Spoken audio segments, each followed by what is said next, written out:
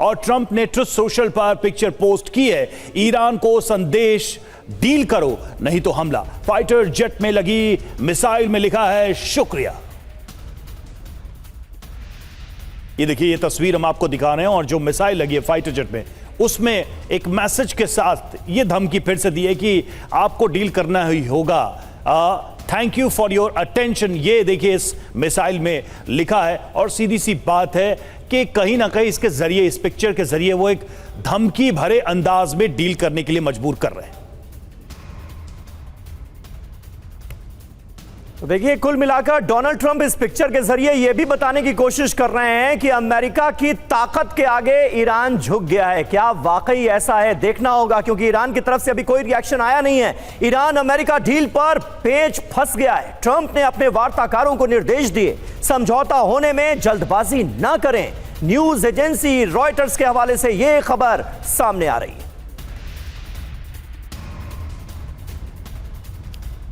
और देखिए, president Trump की ट्रुथ सोशल पर एक और पोस्ट उनका सामने आया है। डील पर फिलहाल पूरी तरह से बातचीत नहीं, ये भी वो कह रहे हैं। ट्रंप ने लिखा, मैं खराब डील नहीं करता हूं। 2015 में ओबामा ने ईरान से बुरी डील की थी और इस बार वो अपने बारे में कह रहे हैं कि मैं खराब डील नहीं करता हूं। तो हर बात वो ट्रुथ सोशल के जरिए कह रहे हैं। अब सवाल यह है कि ये सब कितना ट्रुथ है जो वो कह रहे हैं ट्रुथ सोशल पर।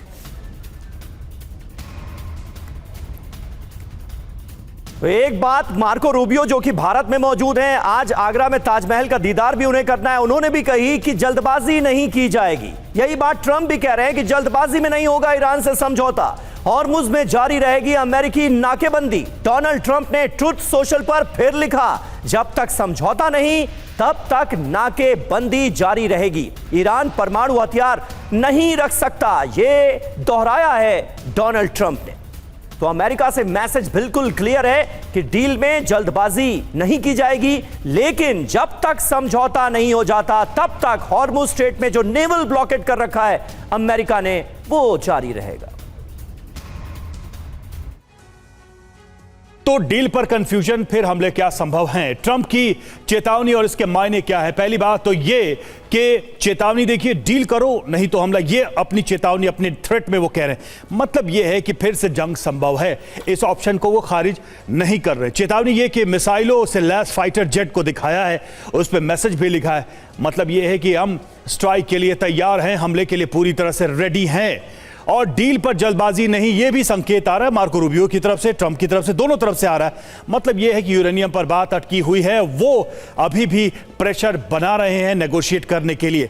खराब डील नहीं करेंगे, ट्रुथ सोशल पर ट्रंप ने यह लिखा है। मतलब यह कि हॉर्मुज का समाधान जरूरी है, अपने पक्ष में, अपने फायदे में डील हो तभी शायद अमेरिका आगे बढ़े।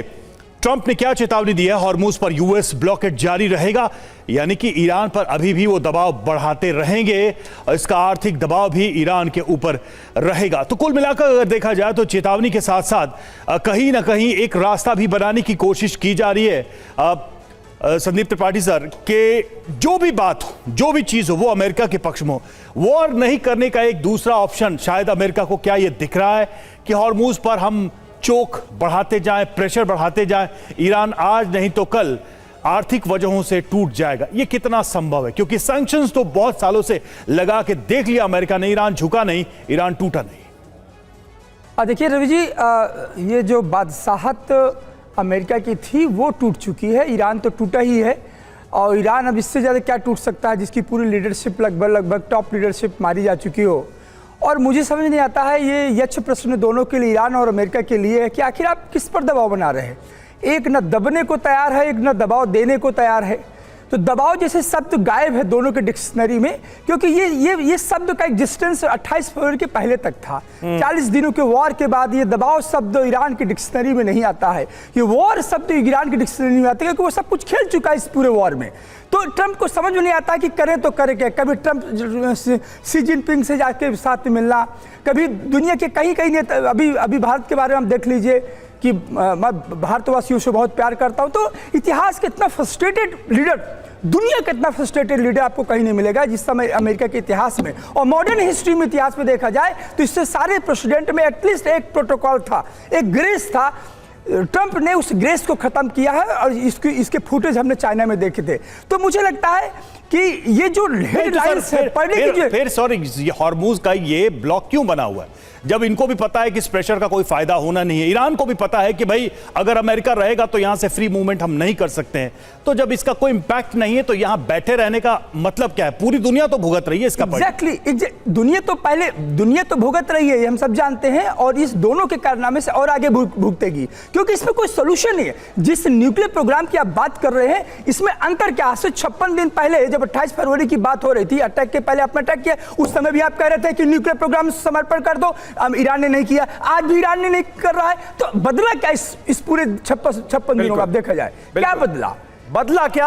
अमेरिका को हासिल क्या हुआ इस जंग से? यह सवाल तो पूछा ही जा रहा है, और मुझे लगता है कि यह डोनाल्ड ट्रंप पर पड़ने वाला सबसे बड़ा दबाव है। एक तो हॉर्मुज स्ट्रेट में जो नेवल ब्लॉकेड अमेरिका ने किया है, उसका असर पूरी दुनिया पर पड़ता हुआ नजर आ रहा है, वो भी एक बहुत बड़ा प्रेशर है।